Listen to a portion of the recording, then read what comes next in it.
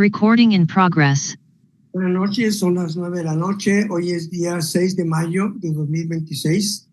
Esta es la versión del 18º año de transmisión de nuestro seminario Ciberpes con APM en línea. Entonces, quiero que sepan que estamos bien contentos de tener esta versión, ¿sí?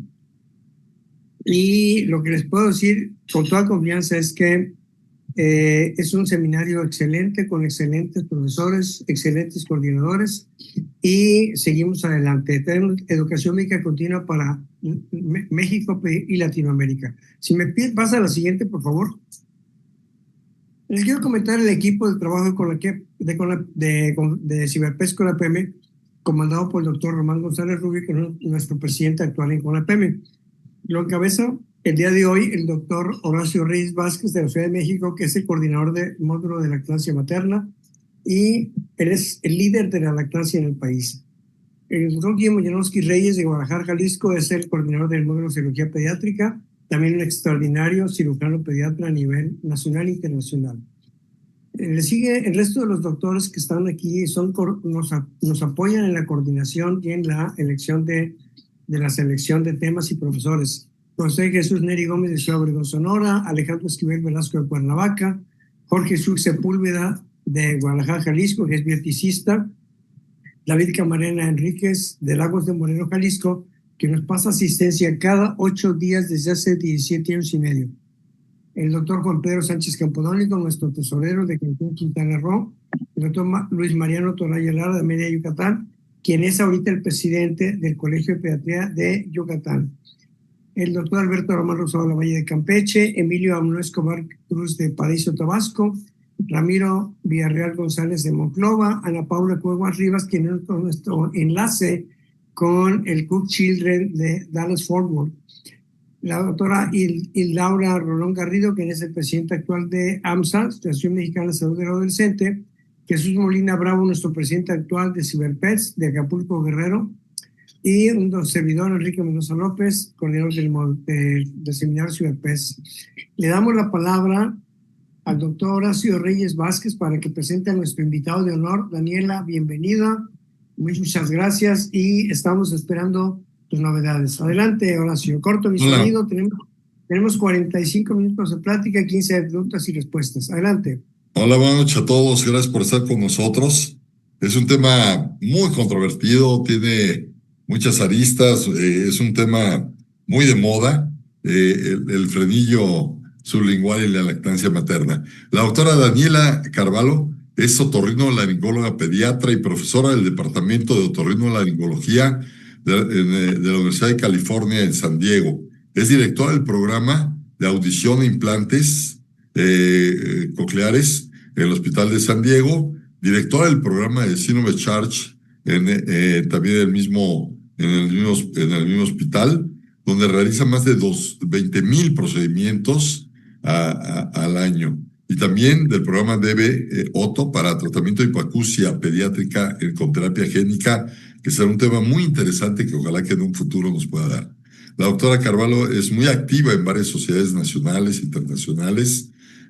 Fue presidenta del CENTAC y ha participado con nosotros en esa es su tercera participación con nosotros. Yo le agradezco mucho a la doctora que esté hoy hablando de este tema tan interesante. Adelante, Daniela, por favor. Muchísimas gracias, Horacio. Muchas gracias, Enrique, doctor Jesús. Es un placer enorme estar aquí con ustedes hoy para, como el doctor Horacio nos dijo, hablar respecto de algo que sea tan controverso, por varias razones que vamos a hablar. Entonces, voy a hablar respecto del frenillo lingual y lactancia, un poquito también al respecto de otros frenillos, como el labial. Pero los objetivos que yo tengo hoy es más o menos comprender la función de la lengua del labio para el amamantamiento, después hablar al respecto de la definición de la anquiloglosia, la evaluación, y comprender entonces las indicaciones para el tratamiento quirúrgico de los frenillos orales. Porque Eso es la parte controversa, es que si nosotros empezamos a mirar las razones por qué varios dentistas o también doctores están haciendo las indicaciones no son realistas. Entonces vamos a hablar al respecto. Entonces, la primera cosa es, ¿cómo es que la lactancia, ustedes como pediatras saben mucho más que nosotros?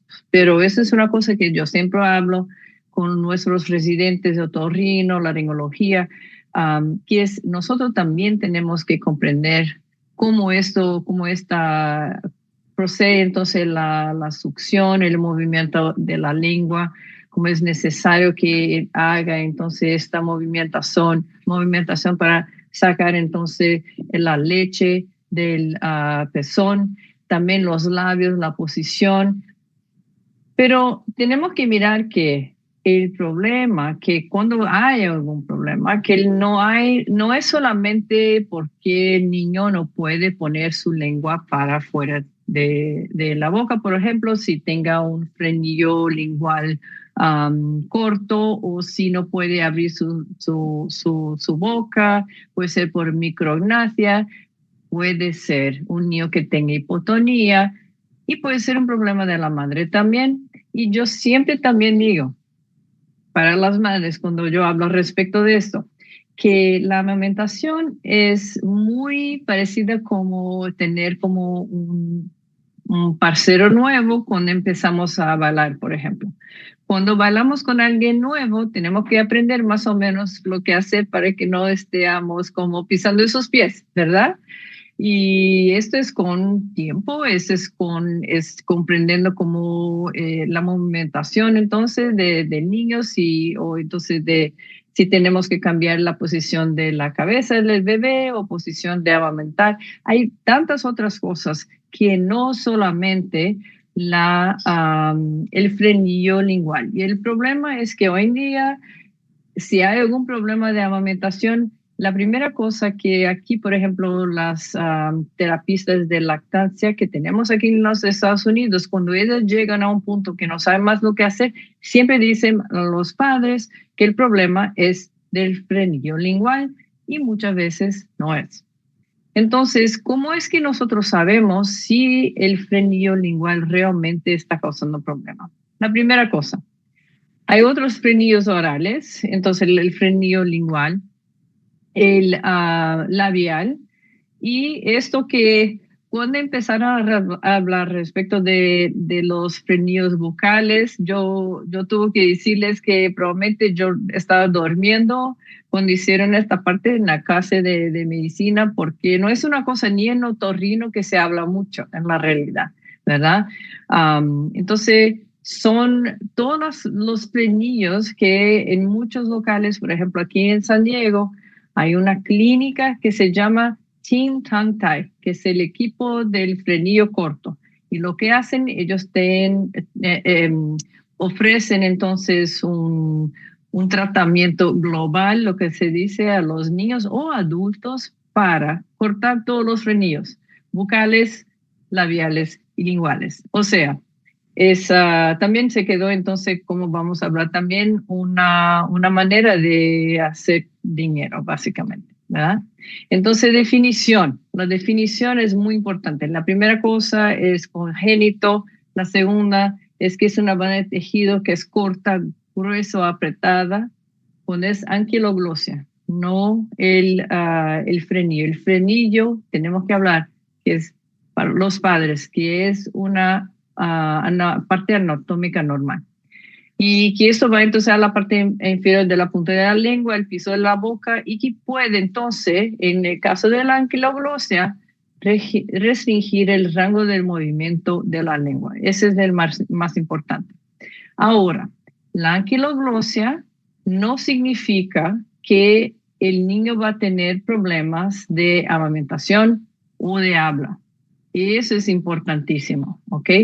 Y mismo cuando hablamos respecto, por ejemplo, de problemas del habla con niños con anquiloglosia, la parte más alterada son los sonidos que se le hacen entonces con la movimentación de la punta de la lengua en el paladar, ¿verdad? Entonces, por ejemplo, el español sí lo tiene con la R, como por ejemplo. Entonces, esto siempre cuando tenemos niños que vienen hasta nosotros con una anquiloglosía y están diciendo, mira, el niño no está hablando por causa de la anquiloglosía. Sabemos que no ese es el problema, pero si el niño viene después de una evaluación por una terapista de habla que dice, ya hizo toda la evaluación y realmente el problema es de la anquiloglosía, ahí lo consideramos, pero nunca lo hacemos antes que el niño entonces tenga esta evaluación y no hay ninguna indicación de hacérselo también preventivamente para problemas de habla, ¿ok? Entonces, los signos y síntomas entonces de un bebé con anquiloglosía y que tenga entonces problemas con amamentación por causa de la disminución entonces del movimiento de esa lengua, secundaria a la anquiloglosía. Ese rango limitado del movimiento de la lengua, esa acumulación entonces del bolo alimenticio, que entonces esa poca capacidad de consistentemente hacer esa transición del bolo, la dificultad para agarrarse al pecho o al biberón, dificultad del bebé para mantenerse unido al seno, más común que la madre tenga entonces dolor durante la lactancia, pero sabemos que en madres primerizas y también como es depende mucho del bebé, ¿verdad? La otra, como les dice, al respecto de la pareja, ¿verdad? De bailar, entonces aprender más o menos con en el principio siempre duele, puede ser que tenga dolor. Esa plenitud mamaria persistente después de la lactancia materna y problemas con ganar peso. Entonces, si hay una combinación de estos en un niño que tenga realmente anquiloglosía, se puede pensar que eso puede ayudar entonces a hacer la frenotomía. ¿Cómo es que hacemos la evaluación? Siempre checamos entonces los senos de la madre, si están agrietados, después de la lactancia, si están planos, porque muchas veces como el bebé no puede hacer la succión y usar su lengua normalmente para entonces sacar la leche del pezón, ellos empiezan entonces a cerrar la boca. Entonces los senos pueden estar planos. Y muchas veces el seno permanece lleno después porque no hay esta transferencia del bolo alimenticio. La otra cosa que hacemos es ponemos el bebé en la mamá y sentimos entonces en la garganta, sí, cuántas veces y vemos cuántas veces entonces los niños están haciendo la succión y hacemos también vemos cuánto que están tragando. Entonces, normalmente como una relación de 2 a 3 succiones para un tragar es el ideal.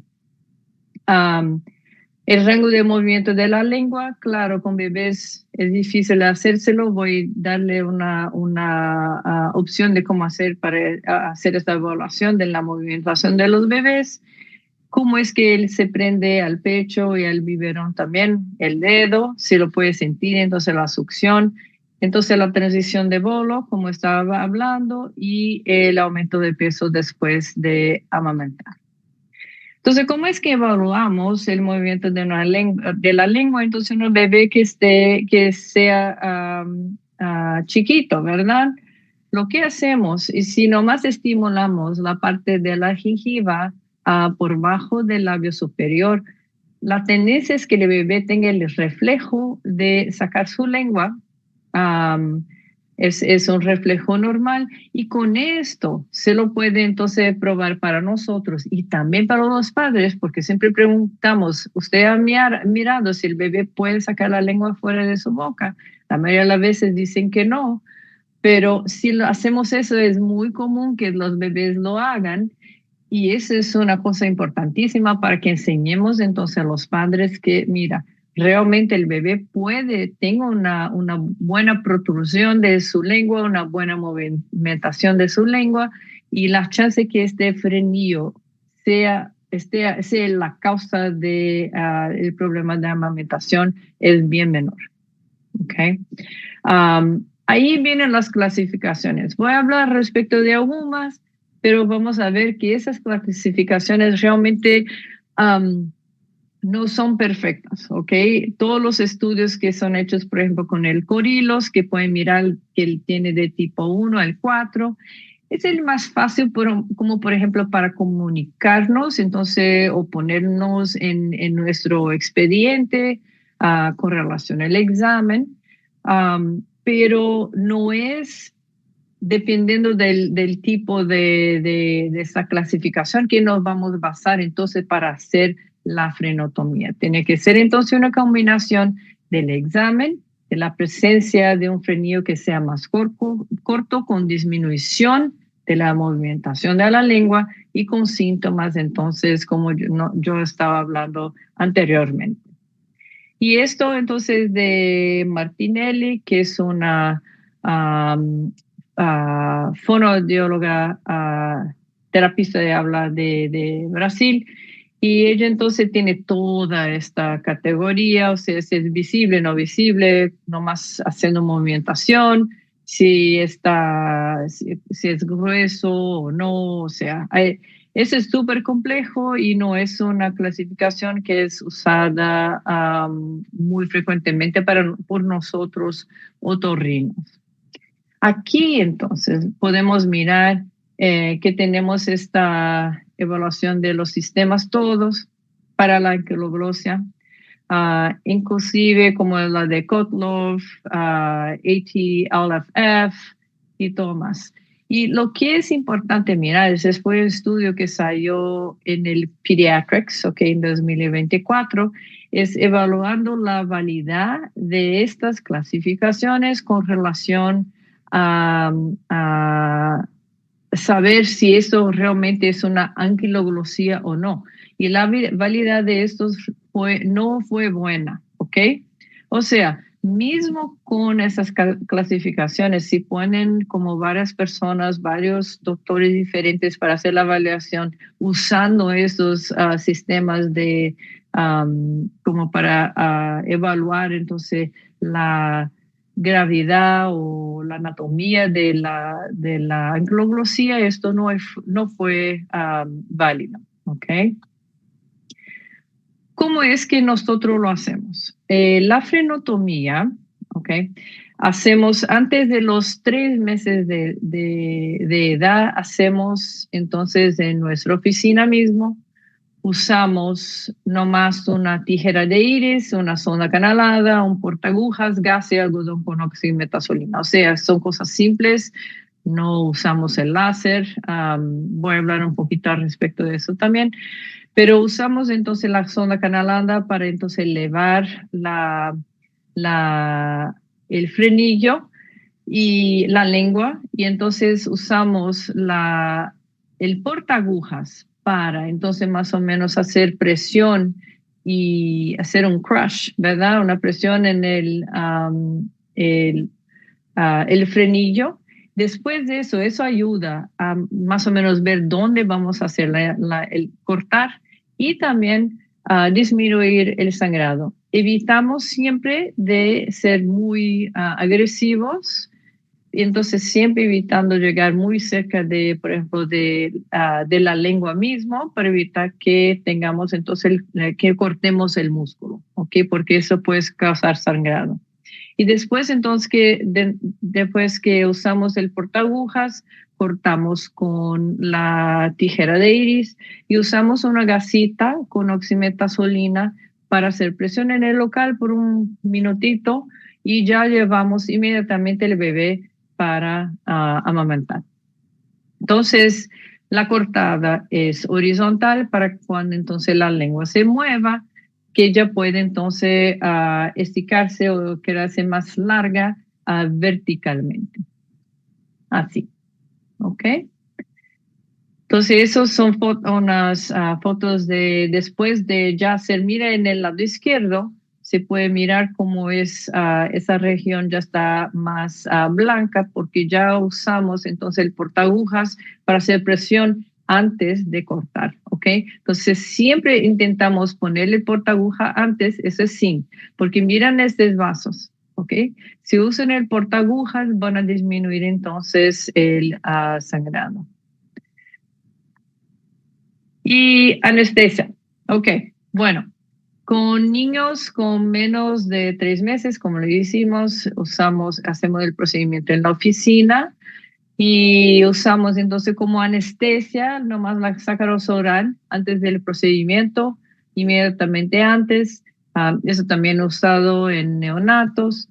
Y anestesia local con lidocaína y adrenalina es solo para niños con frenillos muy espesos. La mayoría de estos niños no necesitan ningún tipo de anestesia local. Es súper rápido y inmediatamente ya empiezan a amamentar y si todo va bien, no necesitan ni cauterizar ni nada, pero siempre tener el equipamiento necesario. Nosotros usamos el nitrato de plata, bastones con nitrato de plata, caso sea necesario. Tenemos también en nuestra oficina unos cauterios térmicos si realmente hay un sangrado más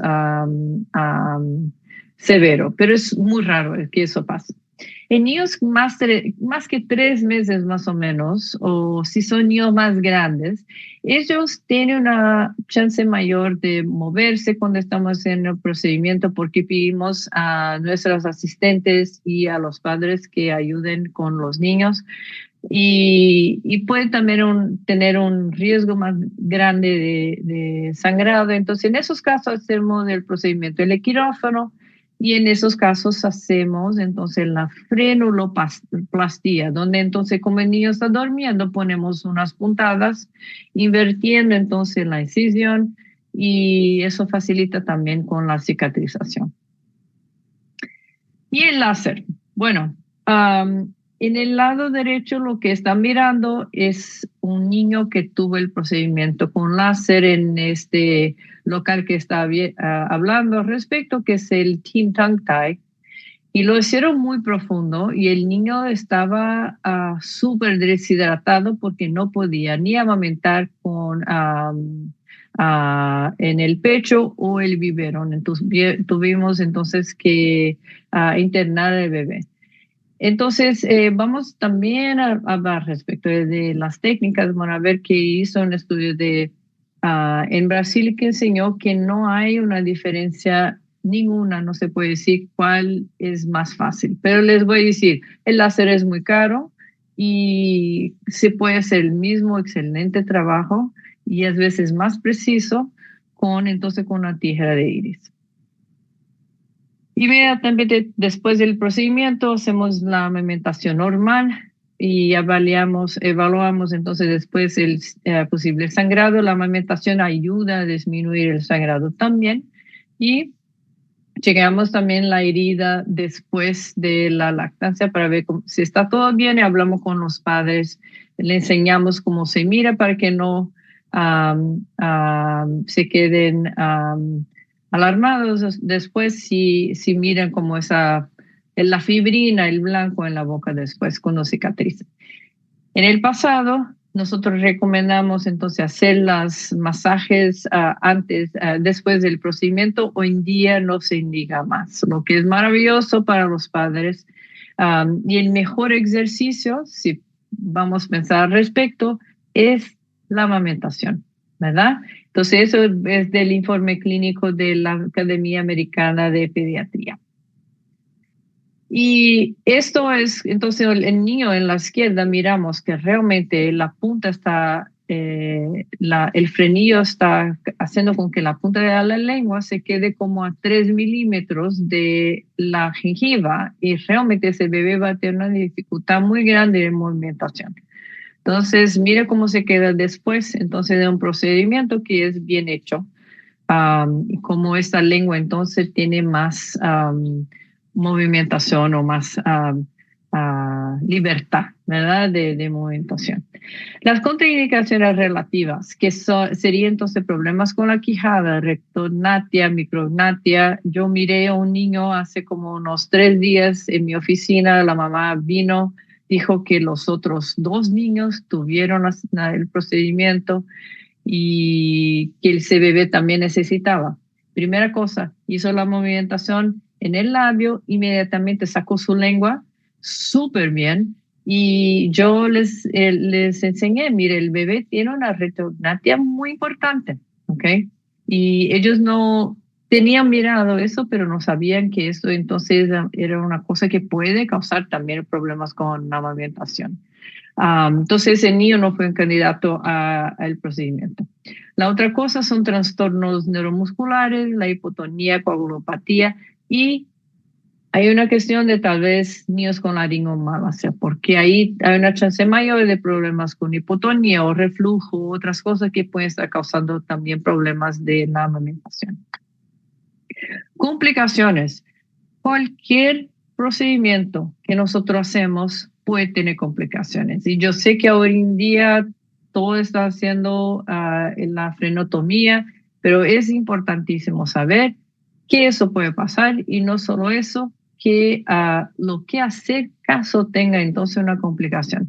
Sangramiento, hematomas, como ya hablé al respecto del niño, dolor con dificultad para amamentar, cicatrices. Nosotros tenemos bebés que vienen entonces porque tienen una anquiloglosía adquirida por causa de procedimientos que no fueron bien hechos y, claro, daño de los ductos submandibulares. Entonces, recordarnos que siempre es muy importante quedarse como bien cerca de la región mediana para evitar entonces daños, ¿ok? La incidencia de la anquiloglosía, no es que la incidencia de la anquiloglosía ha crecido, pero la razón por qué los padres están veniendo para mirar a nosotros como profesionales ha crecido demasiado. Este es un estudio de Hopkins que enseña entonces el crecimiento del diagnóstico de las frenectomías y, de las anquiloglosías y de las frenectomías. Lo que miraron también que fue muy interesante es que la mayor incidencia de estos nuevos casos fue en padres primerizos con seguridad privada, con un estatus socioeconómico más alto. Y hoy en día lo que miramos es que son personas que tienen, como todos nosotros, pero acceso a social media y muchas veces son padres que no están haciendo más vacunas, etcétera. ¿Okay? Entonces hay mucha presión social también para esos padres. Ese estudio es súper interesante. Fue un estudio que fue hecho en una ciudad de Nueva Zelanda, donde hicieron entonces un programa educativo y no más hicieron la indicación o dejaron los doctores hacer entonces el procedimiento de la frenotomía en pacientes con anquiloglosía severa y con síntomas severos. El interesante lo que miramos es que las tasas de lactancia materna se mantuvieron estables, okay, comparables con los otros locales, y la tasa de frenotomía redujo de 11 a 3.5%. O sea, enseñando que realmente no tenían nada que ver, no había una relación de hacer el procedimiento una mejor entonces de la lactancia materna. Y la anquiloglosía posterior es un diagnóstico como de Harry Potter, ¿ok? Es una cosa mágica.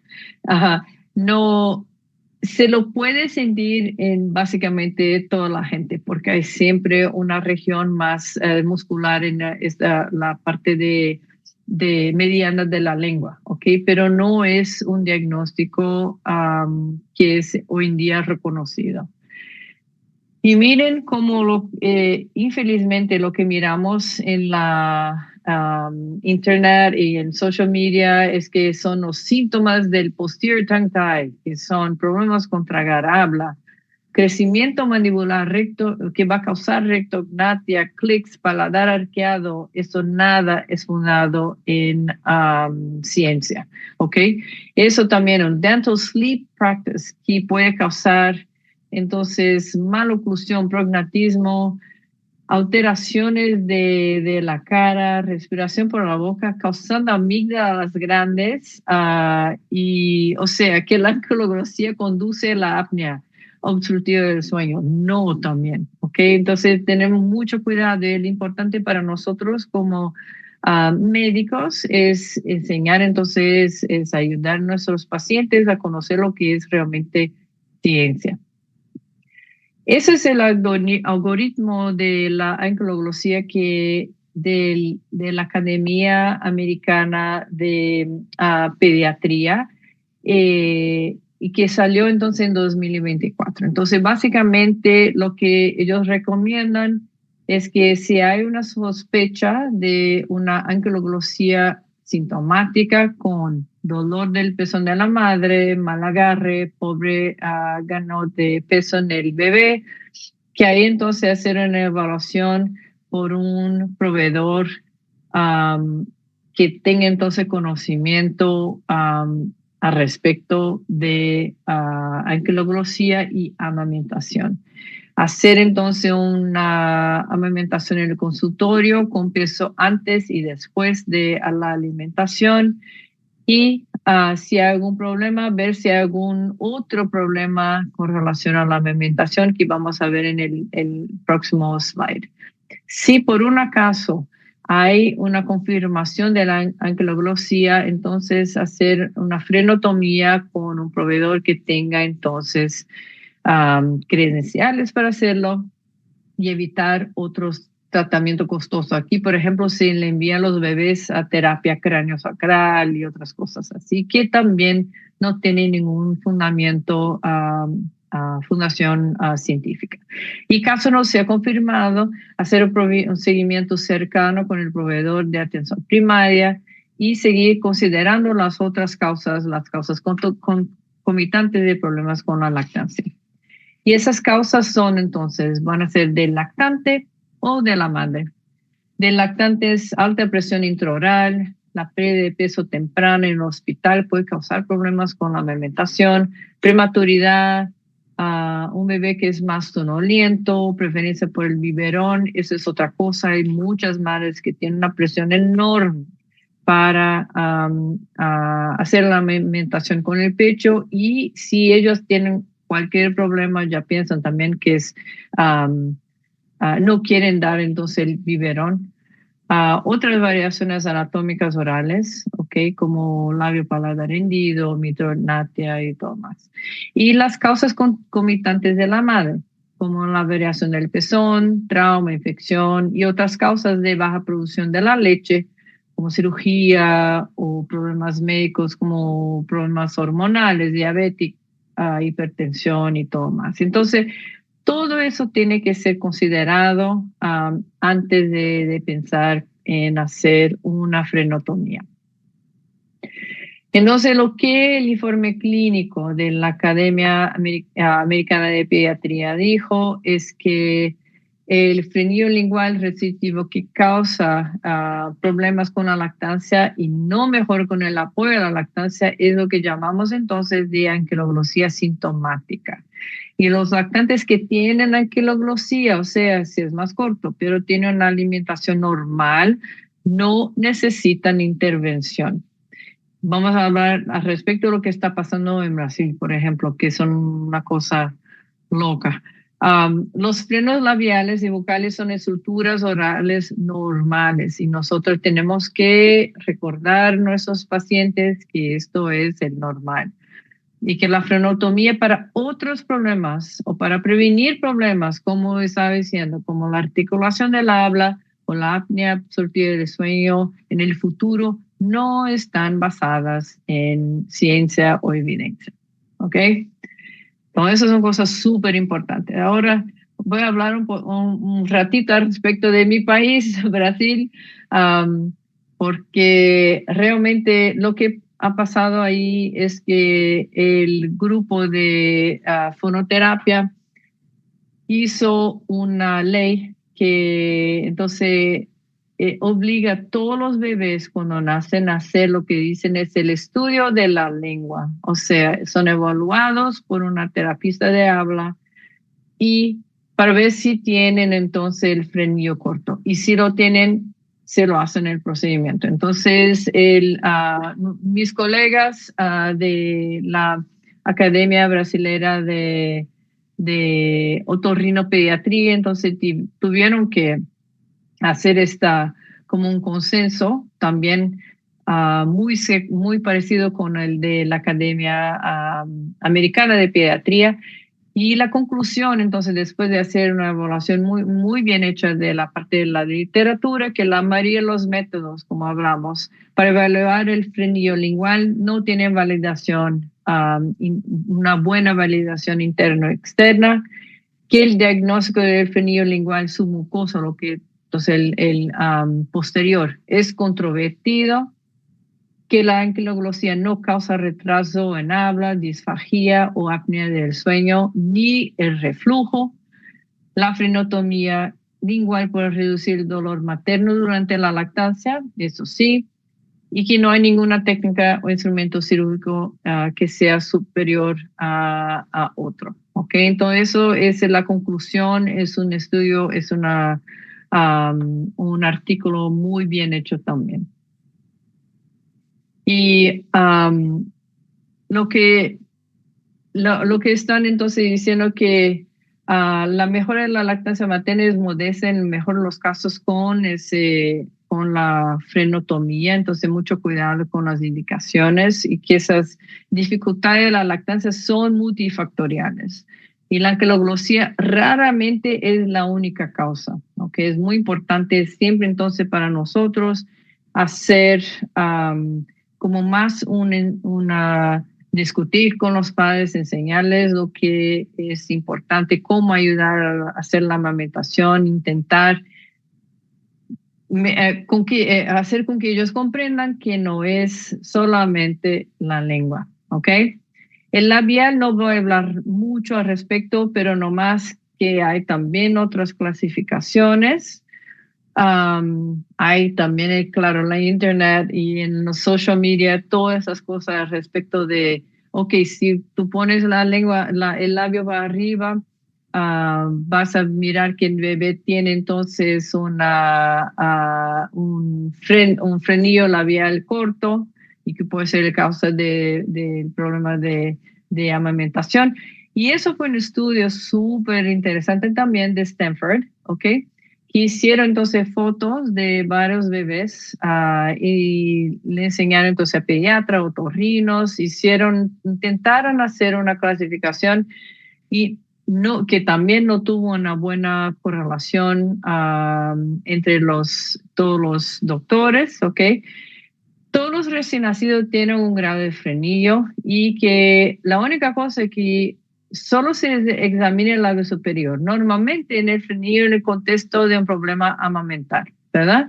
Entonces, la suposición para todos nosotros en el dominio público es que la presencia de cualquier frenillo es anormal. Entonces, otra vez, recordarnos que no, el del labio no tiene que ver entonces con la parte de amamentación. ¿Okay? Y como le estaba diciendo, es que infelizmente eso se tornó entonces una industria, ¿sí? Hasta el punto de que el New York Times salió entonces un artículo muy bien hecho al respecto de operating profits, o sea, ganando dinero con cirugía y haciendo el business, ¿verdad? Entonces la parte de la industria financiera haciendo la cirugía, entonces el procedimiento para la anquiloglosía. Y esto, lo que es un absurdo, es es un curso que aparentemente es hecho por una compañía que produce láser, enseñando entonces a dentistas a hacer las frenotomías de todos los frenillos, los que existen, los que no existen también, y se llama Tequila and Tongue Tie. Para quien gusta de tequila, tal vez, pero y es Not Your Average Dental Meeting. Realmente es increíble lo que se hace hoy en día. Y como una de las cosas que ellos hablan es cómo ser diferente, cómo ser mejor, ¿verdad? Entonces, hacer la cirugía, incorporar este tipo de procedimiento en su oficina, expandir sus servicios para incluir entonces la terapia miofuncional y también ayudarlos a enseñar cómo hacer la presencia online y todo más. O sea, es realmente una industria. Nuestros pacientes, los padres de nuestros pacientes, yo a veces es triste porque después todos nosotros sabemos cómo es estresante. Tenemos un bebé chiquito, las madres muchas veces cuando son primerizas no saben mucho cómo cuidar del bebé, a veces no tienen el apoyo en la casa y es difícil, es un tiempo en nuestras vidas que no es fácil. Entonces, procurar por soluciones simples como cortar la lengua, simples, bueno, causando a veces daños para el bebé, parece que es más fácil, ¿verdad? Entonces, mucho cuidado con la indicación y que sea la indicación correcta. Sí, hay bebés que van a tener la anquiloglosía y problemas para amamentar y van a beneficiarse mucho del procedimiento, pero no todos. Definitivamente no la cantidad que viene en nuestras oficinas. Entonces, es un diagnóstico muy común, hay presiones emocionales y sociales sobre las madres que amamantan y tenemos que tomar mucho cuidado entonces con relación a los diagnósticos y procedimientos excesivos y si fuera necesario que sea hecho por un profesional capacitado y que ojalá no ha bebido tequila antes, ¿verdad? Quería agradecer otra vez de corazón por la invitación y estoy aquí a disposición para cualquier pregunta. Muchas gracias. Muy bien, Daniela, muy interesante tu presentación. Y nos comenta la doctora Rocío Romero, el profesional de la salud más idóneo para frenotomía es el otorrinolaringólogo pediatra para hacer diagnóstico diferencial y más precisos como la anquiloglosia. Yo pienso que depende. Por ejemplo, yo aquí en los Estados Unidos yo sé que los otorrinos pediatras sí. Los otorrinos generales tienen menos entrenamiento que los otorrinos pediatras, pero intentamos al máximo hacer entonces la divulgación de las técnicas, del diagnóstico y todo más. Pero yo me quedaría muy feliz si en la realidad las mejores personas para hacer el diagnóstico fueran los pediatras, porque realmente son ustedes que miran los bebés cuando están súper chiquitos y es el mejor para la familia que ya reciban entonces este diagnóstico preciso de ustedes. Para realizar el procedimiento de la frenectomía, ¿quién debe de ser? ¿El cirujano pediatra, el pediatra o el otorrino? Aquí nosotros son los otorrinos que se lo hacen. Okay. Hay en los Estados Unidos, por ejemplo, en nuestra oficina somos un centro académico.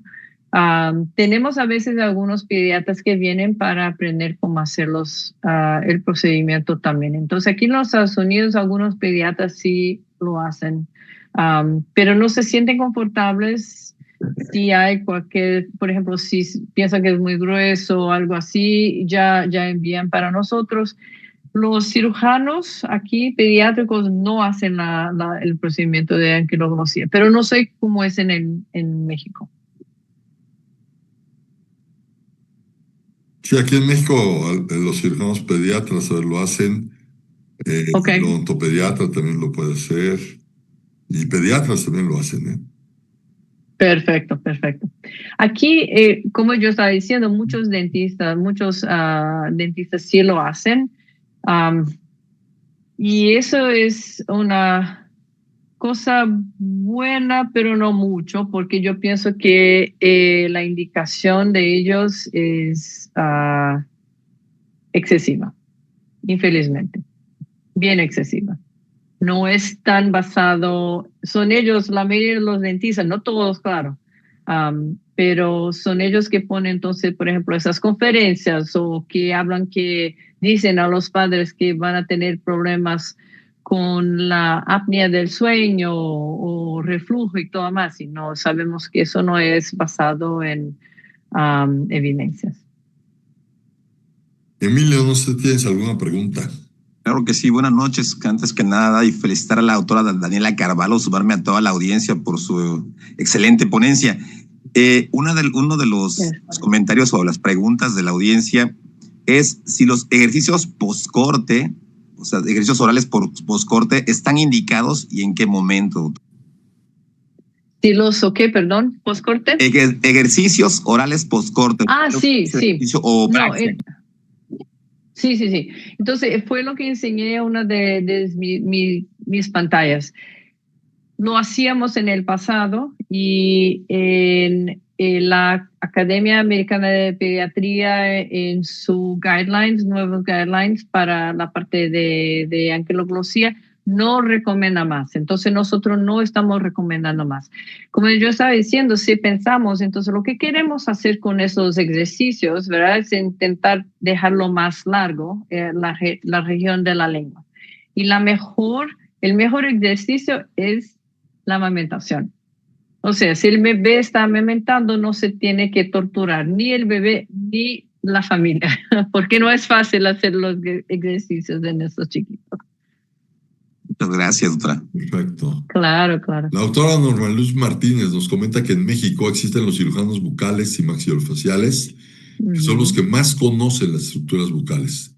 También los odontopediatras pueden diagnosticar y tratar de manera adecuada esta condición. Es un comentario. Sí, claro. De la doctora. Exactamente. Yo creo que el más importante es que ustedes sepan cuando hacen entonces la indicación, si ustedes no lo van a hacer, que hagan la indicación para alguien que sea de confianza. Es todo. Quien sea que lo haga bien y que sepa la anatomía y que no lo esté haciendo por cuestiones financieras. Y una pregunta más, doctora. Bueno, en relación al frenillo lingual, también existen algunas personas que inclusive sugieren el corte de la diastema, ¿no? Que es una estructura casi tipo del frenillo, pero es en el frenillo gingival. No sé si ha visto alguno de estos casos en Estados Unidos. Sí, es lo que yo pienso que es el bucal, ¿verdad? Sí, el así es. frenillo bucal. Sí. La única persona que hace la indicación para esto no está en ningún de los guidelines. Cero. No hay ni se habla respecto de eso porque no causa nada, ¿ok? Pero las únicas personas que hacen la remoción de esos frenillos son los que entonces quieren hacer el procedimiento para la parte financiera. Realmente no tiene ninguna indicación. Adelante, Horacio. Ok, el doctor Israel Espino hace un comentario interesante. El frenillo posterior, cuando se acompaña de paladar alto, dificulta el agarre del pezón y también se benefician con la frenuloplastía usando sutura. ¿Qué opinas? El posterior, ok. Entonces, como yo dijo, y yo estoy basada en eso todo, no es solamente mi experiencia en la oficina, es todo, son papeles y estudios y guidelines, es mucha gente trabajando. Entonces, es muy controverso. Yo pienso que en algunos casos muy específicos, miramos a estos niños que realmente tiene, cuando estoy haciendo este estímulo en la parte por bajo del labio superior y tiene casi como la punta de la lengua es más gruesa. Es interesante, ¿ok? Yo hago eso ya hace como 25 años, entonces yo miro a esos bebés y cuando se lo siente, cuando se mira abajo de la lengua, el lazoello bucal, se mira entonces que no es solamente esa región que es gruesa, es todo un poco más corto. ¿Okay? En estos casos, Yo hablo mucho con los padres y les digo, no sé si eso va a ayudar, pero hay una chance de que mejore. En estos casos sí, a veces, y les digo, esos son excepciones. Ahí sí los hago, pero es realmente es un diagnóstico controverso porque como dijo, usted puede poner su dedo ahí en esa región y sentir una banda y pensar que es algo submucoso posterior. Ok, entonces mucho cuidado. También comentan si existe algún trastorno, bueno, esto ya en niños mayores, algún trastorno del lenguaje en el cual se indique la frenotopía, porque generalmente, bueno, aquí en México hay un grupo muy importante de terapistas del lenguaje que los usan. Sí, entonces la única razón para hacerlo por causa del lenguaje no es por retraso del lenguaje, ¿ok? Son entonces problemas de articulación, ¿ok? Principalmente en el español de la R y de todos los sonidos que son entonces anteriores con relación, que son producidos por la lengua, ¿ok? La S también a veces. Entonces, si ellos vienen con una evaluación por un fonoaudiólogo que sea de confianza, ya hizo una o dos evaluaciones o terapia, intentaron y no tienen buenas respuestas. Y sí tienen anquiloglosia, ahí sí, nosotros recomendamos el procedimiento. Y como son niños grandes, lo hacemos en el quirófano porque ahí hacemos la frenuloplastia con puntadas y no la frenotomía. Gracias, doctora, gracias. Claro. Nos comenta la doctora Diana Rincón, los médicos que son consultores en lactancia y BCLC también hacen manejo de anquiloglosia. Y hay otra pregunta también interesante. ¿Se recomienda hacer terapia física previo al corte de frenillo? Yo he tenido casos donde de pronto nos queda la duda si es un frenillo que realmente está condicionando algún problema con lactancia. El odontopediatra lo valora y muchas veces les manda ejercicios tratando de lograr una mayor elasticidad o funcionamiento de la lengua para evitar el corte. ¿Tú qué opinas acerca de esto? Eso no lo hacemos aquí y mi pensamiento es el siguiente. No vamos a esticar nada haciendo ejercicios en una lengüita de un bebé, ¿verdad? Es realmente muy difícil cambiar la anatomía. Lo que probablemente cambia en la realidad es nomás el tiempo, ¿ok? Tenemos que dar tiempo para que la pareja, mamá y bebé, puedan conocer más uno al otro y ver lo que funciona más para la amamentación. Normalmente esto es lo que funciona mejor.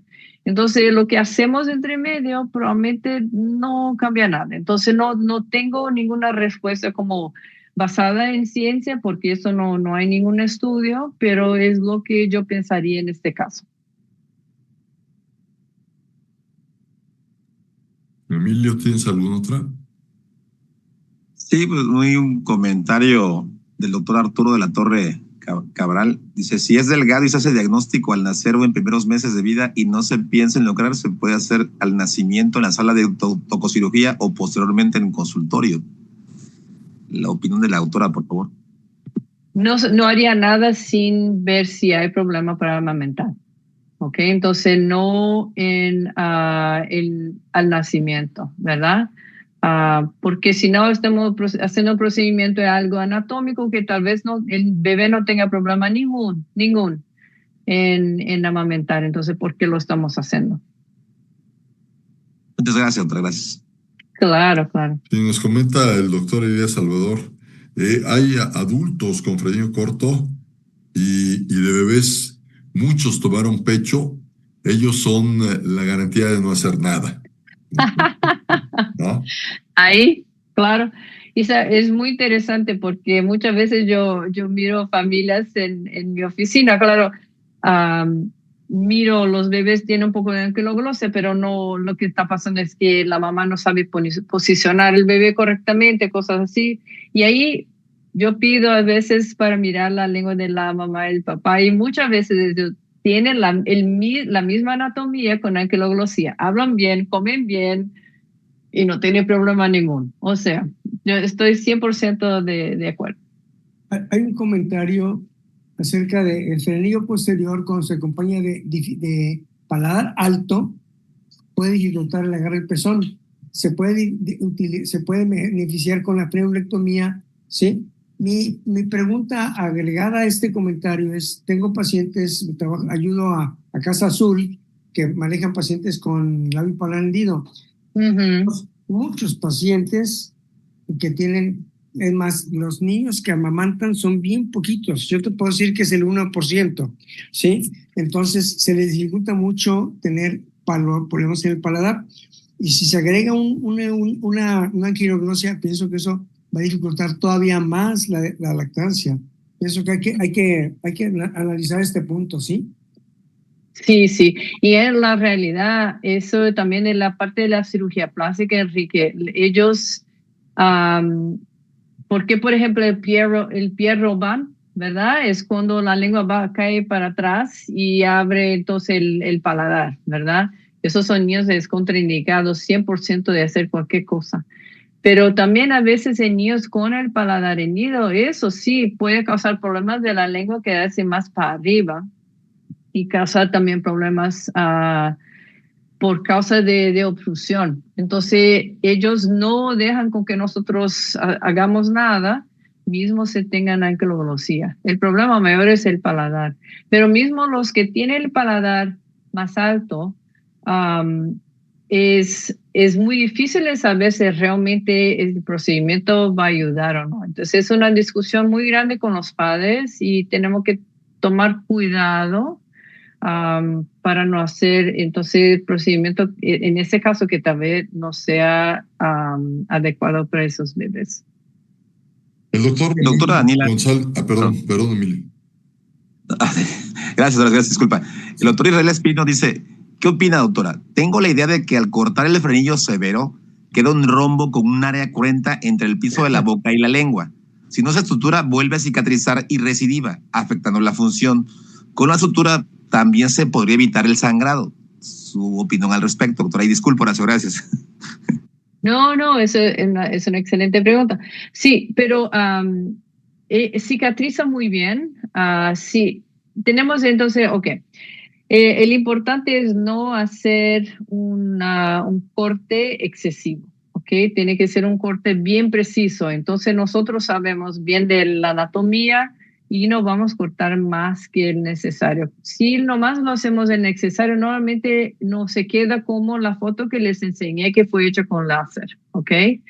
Y eso sí es una cosa horrible. Y cicatrizan bien. Es muy raro nosotros miramos niños que vuelven entonces a nuestra oficina con recidiva de la cortada, perdón, del frenillo, de la anquiloglosia. Claro, en el quirófano no es que las mutadas disminuyen el sangrado, pero ellos realmente ayudan a hacer que la cicatrización sea más organizada y más rápida, ¿verdad? Porque inmediatamente ya se cierra. Pero en bebés chiquitos, a la abertura, si lo hacen correctamente, no es muy grande. Ok, el doctor Román González Rubio, además de saludarte, pregunta, ¿qué sigue cuando le hicieron la frenotomía al niño y sigue con problemas para lograr un buen acople al pecho? ¿Puedes repetir la pregunta? Perdón, Horacio. Sí. ¿Qué sigue cuando le hicieron la frenotomía al niño, pero sigue con problemas para lograr un buen acople al pecho?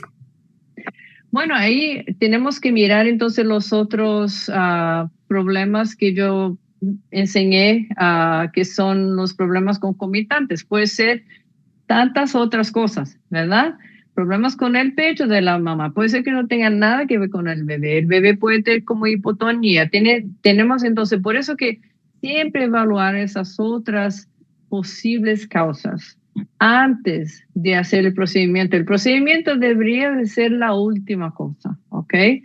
Y caso de ellos sigan entonces con problemas, a veces no hacemos la evaluación con las personas que ayudan con la parte de lactancia materna, pero infelizmente ellas se quedan con las mamás como por 1 hora o 2. Hay un estudio súper interesante que se lo hicieron en África, ¿ok? En una tribu, no sé cómo se dice en español, pero de muy pequeña, donde todos los bebés fueron amamentados por sus mamás, mismo los bebés con anquiloglosía severa. Entonces hicieron un estudio y fueron ahí a mirar lo que estaba pasando. Lo que pasa es que así que el bebé nace, se queda con la mamá, con la abuela y muchas veces con la bisabuela, las 3 o 2 juntas, ayudando para saber cómo hacer las cosas, cómo amamentar, si se duele, todo más. Y no todos los bebés entonces, mismo con anquiloglosía, podían amamentar, no tenían problemas, pero es mucho lo que piensan, es que las mamás se sienten entonces como más con soporte mayor y también tienen informaciones mejores cómo hacer sus cosas. En nuestra sociedad moderna no tenemos esto. Entonces en esos casos tal vez si llegan a una situación que ya hicieron todo esto, la anquiloglosía no es, estuvieron con la parte de lactancia, pediatra, todo más. Un biberón no es una cosa mala. Yo siempre digo, el más importante es que el bebé esté creciendo y feliz. Horacio, estamos en tiempo, Horacio, ¿podemos despedir, Horacio? Bueno, pues agradecerle a la doctora Daniela Carvalho, muy interesante, Daniel, como siempre. Un tema, como comenzamos diciendo, muy controvertido y sobre todo es algo preocupante porque siento que lo que está sucediendo es que se ha vuelto una industria, ¿no? Y ya vimos la imagen que nos presentaste. Sí. Yo creo que el tener el concepto claro y cómo debe manejarse es muy evidente. Y yo me quedo con ese mensaje que diste tú, que son pocos los casos de lactancia que realmente tienen una mejoría o sensible con el corte del frenillo. Hay que ser muy cuidadosos en hacer el diagnóstico y darle un manejo adecuado. Muchas gracias, Daniela. Nos vemos muy pronto. Gracias a ustedes. Siempre maravilloso estar con ustedes. Una buena noche. Emilio, una despedida. Claro que sí. Muchas gracias a la doctora Daniela por su excelente ponencia. Muchas gracias a todos por su asistencia y nos vemos el próximo miércoles. Gracias, Emilio. Jesús ya se fue.